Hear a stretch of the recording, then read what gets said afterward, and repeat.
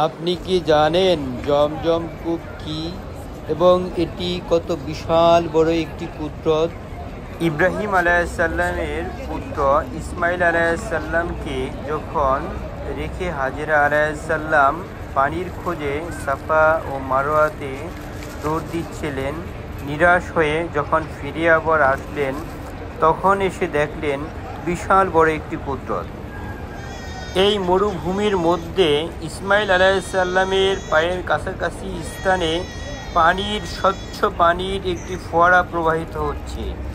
আর হাজেরা আলাইহিসসালাম এটা দেখে চারপাশে মাটি দিয়ে আটকানোর চেষ্টা করলেন আর বললেন, থামো থামো। এই থামো থামো থেকেই নাম রূপায়িত হলো ঝমঝম।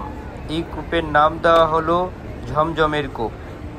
এই জমজমের বিশাল বড় কুদরতের ঘটনাটি জুইস, খ্রিস্টানস এবং মুসলিমসদের ধর্মীয় গ্রন্থে পাওয়া যায় এবং তাদের এই ধর্মীয় গ্রন্থের মধ্যে সবচেয়ে অন্যতম একটি উল্লেখযোগ্য ঘটনা হিসেবে অদ্যাবধিও প্রতীয়মান হয় এবং তারা বিশ্বাস করে।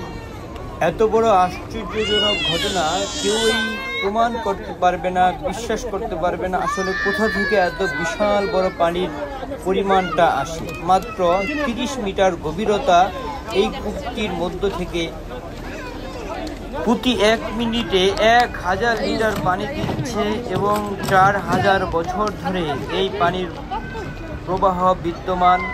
বছরে 2 মিলিয়নেরও বেশি লোক এর পানি পান করছে।